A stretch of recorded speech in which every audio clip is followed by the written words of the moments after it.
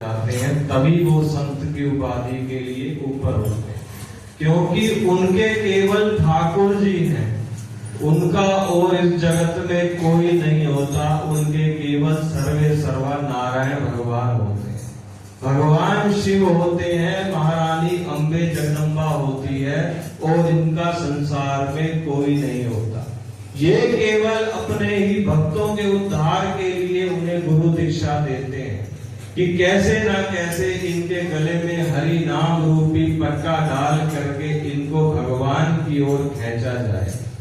ये भी 84 लाख योनियों में, रोगों में, कोड़ियों में, वासनाओं में लिप्त हैं। इनका भी कैसे ना कैसे उद्धार करूं। वो उद्धार केवल सद्गुरु ही कर सकता है। आप कितना मर्जी संकीर्तन कर लो, भगवत प्राप्ति तो नहीं हो सकती संकीर्तन से। केवल आपका मन साफ होगा और आप प्रथम सीढ़ी को चढ़ जाएंगे। जब मन साफ होगा तो भगवान केवल कहते हैं गीता में, अर्जुन मैं जब किसी के जीव पर कृपा करता हूँ तो उसको कुछ नहीं देता, उसको सब जगह से तोड़ देता हूँ, उसको अपने परायों की मित्र शत्रु सबकी परख करवा देता हूँ। और क्या करवाता हूँ? केवल उसकी बुद्धि में प्रवेश करता हूँ, छिद्र रूप में बुद्धि में प्रवेश करता हूँ। और जैसे उसकी मैं बुद्धि में प्रवेश करता हूँ, मुझे देखना है उसको भक्ति की ओर धकेलना है, स्वर्ग की ओर धकेलना है या नरक की ओर धकेलना है। वो अपने आप, वो आत्मा स्वयं अपना कार्य सिद्ध करवा लेती है। तो ये जो शरीर है ये भगवान की माया है। आत्मा कभी मरती नहीं है। कहते हैं किसी ने आत्महत्या कर ली, आत्महत्या तो हो ही नहीं सकती, वो केवल शरीर की हत्या है। आत्मा तो जब तक समय नहीं आएगा वो भटकती ही रहेगी। अगर केवल किसी सद्गुरु का, ब्रह्मचारी गुरु का अगर सानिध्य प्राप्त हो जाता है मनुष्य को, वो केवल भगवान का ही जो दीक्षा रूपी मंत्र मिलता है गुरु दीक्षा में, उस मंत्र का जो फल होता है वो अखंड होता है। उसको भव सागर के समय यदि गुरुदेव की दी हुई माला, कंठी, जो भी यत्र तत्र गुरु भगवान देते हैं, उसको जीव ने अंत समय में भी धारण कर रखी है, तो यमराज की कोई औकात नहीं कि उसको हाथ लगा दे, क्योंकि उसके गले में पट्टा बंधा हुआ है। जिस प्रकार गली में घूमते हुए आवारा कुत्तों को सबको लात मार देता है, लेकिन जिसके गले में पट्टा होता है उसको नहीं मारता, क्योंकि उसका मालिक क्रोध करता है कि इसको क्यों मारा तुमने, वो लड़ने के लिए। ऐसे ही सद्गुरु रूपी नाम जहाज है, उस पे सुमिरन करके भव सागर से पार होना है।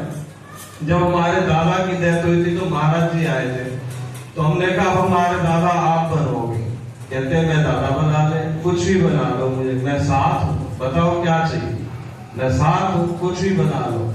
मतलब हर रिश्ता इन गुरु से जोड़ा, जबकि इनको कोई जरूरत नहीं है श्राद्ध कर्म की, लेकिन मन का भाव होता है, क्योंकि हमने उनको सर्वत्र सब कुछ माना है। तभी से ये परंपरा जब तक श्वास से बंद नहीं होने देंगे, क्योंकि उनकी बहुत बड़ी कृपा है जो उन्होंने संसार रूप में जीना सिखाया।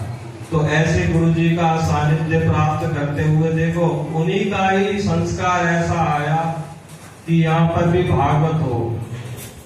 क्यों? जब भागवत रूपी शब्द की जब महिमा का वर्णन भगवान के इंद्र आदि देवता भी नहीं कर सकते, तो हमारी क्या होगा।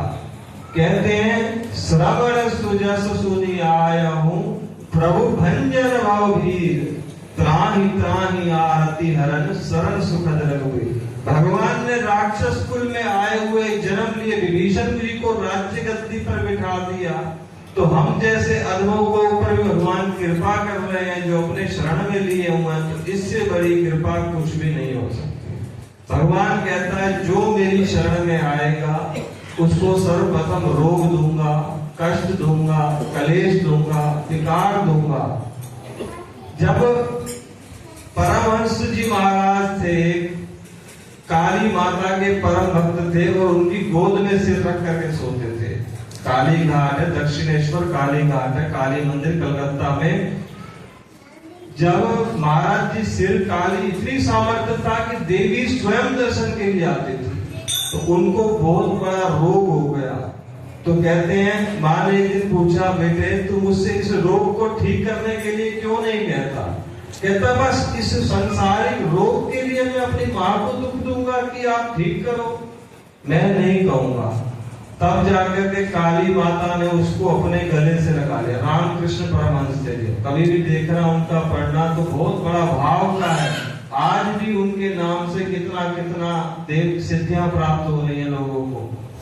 तो ऐसे सदगुरु के सानिध्य में बैठ करके देखो, गुरु कोई भी हो वो केवल अंधकार दूर करता है। भक्त के चरित्र का अंदर का मैल होता है जो उसको खींचता है, और खींच कर करके जैसे हम साबुन से शरीर को धोते हैं कि बदबू पसीना रूपी दुर्गंध दूर हो जाए, ऐसे ही हमारे गुरुजी मनुष्य का रूप धारण कर करके आते हैं, वो सब संशय मिटा देते हैं, तब गुरु पद की प्राप्ति होती है।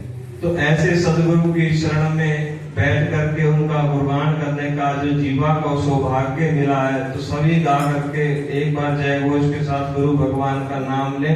बोलो सदगुरुदेव भगवान की